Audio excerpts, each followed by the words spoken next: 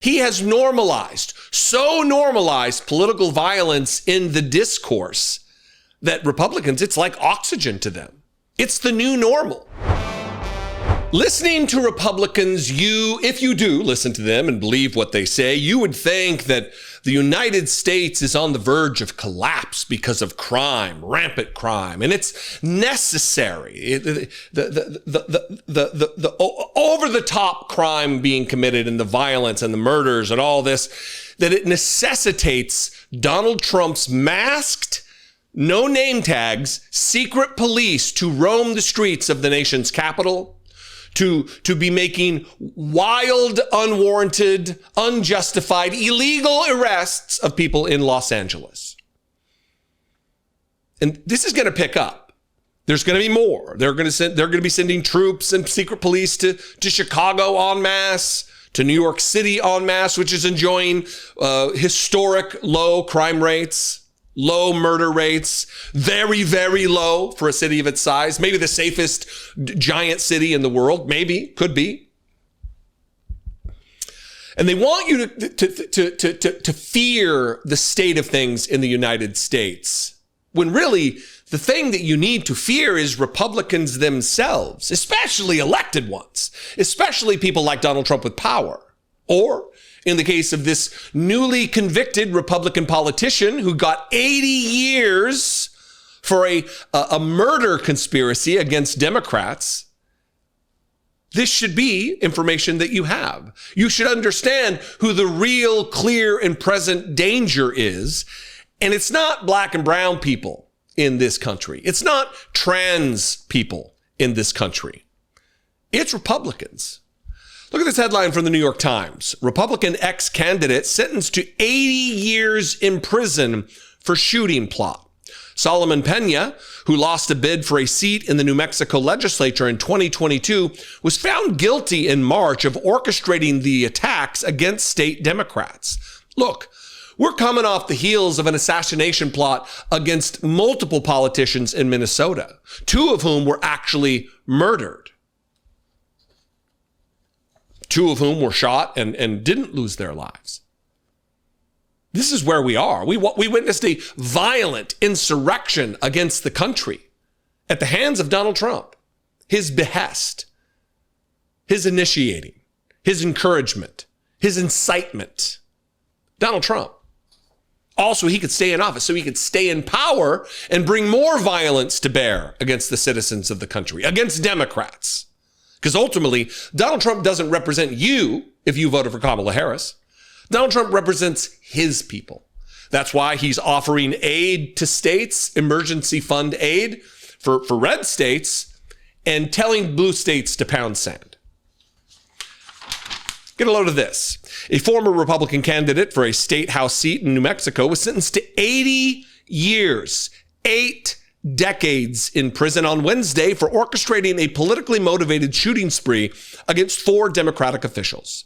The series of shootings happened in December 2022 and early January 2023, weeks after the candidate Solomon Pena had lost his race.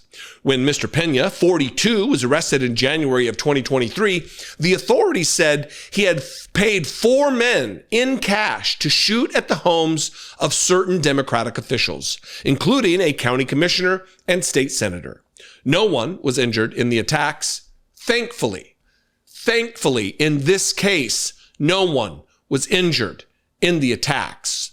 We cannot say the same of the assassination plot against those Democrats in Minnesota.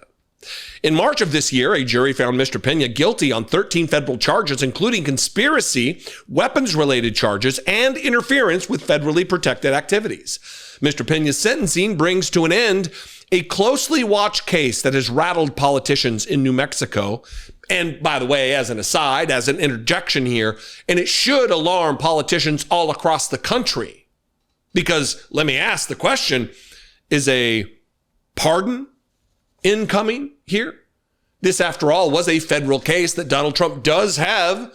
I'm allowed to do it. I'm allowed to pardon who I want to, as he eyes a pardon for Ghislaine Maxwell, the woman he wished well, the notorious convicted trafficker, abuser, rapist of children, his compatriot. The shooting spree followed other episodes across the country of politically motivated attacks, including an assault on Nancy Pelosi's husband that fueled concerns about political violence and election conspiracy theories. Nancy Pelosi's husband was attacked. I received death threats. My wife gets threats of rape and murder from Trump supporters. He has normalized political violence in the discourse that Republicans, it's like oxygen to them.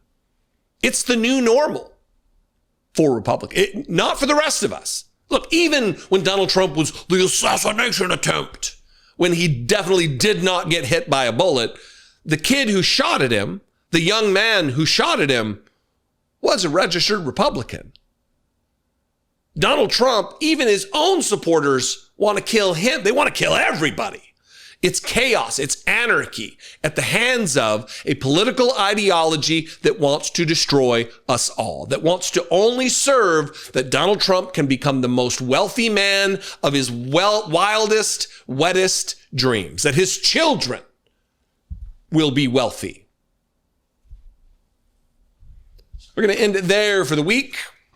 I guess I'll probably be back tomorrow or the next day with some, but I would appreciate your feedback. You can comment below this video.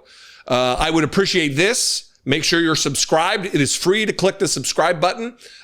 We are trying to grow an operation here that will reach as many people as possible leading into the midterms and beyond. And with your help, we can get that done. Please subscribe. If you want to take your support a little further and you want to help support monetarily, for $2 a month, you can become a channel member by joining, clicking the join button below this video on YouTube, or even better, you can go over to my Patreon page. They take way less of a cut over on Patreon, and your $2 will go a lot further. Go to patreon.com/IDoubtIt podcast. I love and appreciate you very much. Call 714-576-4054. Of course, you can email me, daily@dollemore.com. I think I forgot to drop the number. Comment below the video, wherever you're watching the video, and I will see you next time. Get some rest. Practice self-care. Be genuine. Take care of one another. Many of you are aware that my dear friend and brother of choice, not of blood, Brett McAfee, suffered a near-fatal medical emergency last summer while our families were on vacation in Scotland. I appreciate to no end the outpouring of support for Brett that you all gave. And I'm also very happy to report that he is safe and healing and working that long path of recovery. What I've probably not told you about Brett is that beyond being an excellent friend, he's also a talented writer. We have been the best of friends since we were kids, and I have been continually inspired by his creativity and by the truly singular take that he has on life. Over 2 decades ago, he wrote a poem called The Grateful Child. It's an acknowledgement of all the simple strengths that we tend to overlook. Written from the perspective of a young person, multiple grateful children express gratitude to their parents for the elements that make them who they are. The accounting of these everyday gifts inspires a clear reminder that we should not take anything for granted. I've shared Brett's remarkable poem with numerous people over the years, and a reoccurring response is that this should be a book. Well, we finally decided to listen to those people. The Grateful Child is not only a children's book for adults in your life, it's also an adult's book for children in your life. Everyone will appreciate its straightforward yet elegant celebration of life's little endowments. Click the link below to pre-order now, or simply scan this QR code and order your copy or copies today.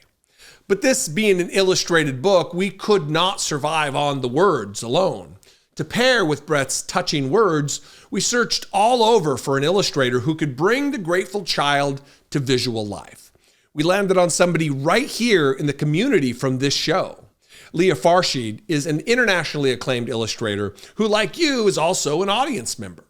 The moment we saw the first images that Leah drew to accompany Brett's text, we knew we had a perfect combination. It brings me tremendous joy to share my best friend's beautiful poem and Leah's spectacular images with the world. Everyone can benefit from The Grateful Child, just as I benefit from Brett's lifelong friendship. Share this beautiful book with your children. Share it with your parents or other relatives.